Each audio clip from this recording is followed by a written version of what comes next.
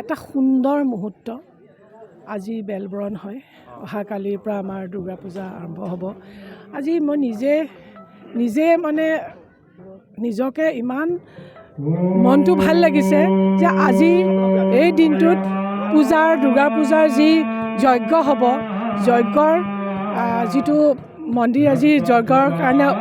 আজি খুলিছে আৰম্ভণি হ'ব আৰু সেই যজ্ঞৰ মূল চাকি গছ মোক জ্বলাবলৈ দিছিলে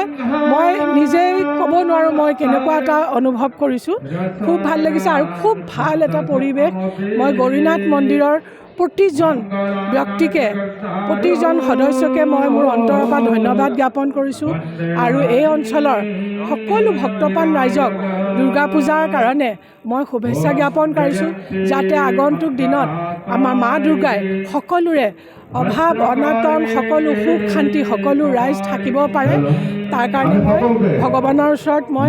আশীৰ্বাদ বিচাৰিছোঁ সকলো ৰাইজ যাতে শান্তিত থাকিব পাৰে সকলোৰে সুখ সমৃদ্ধি হয়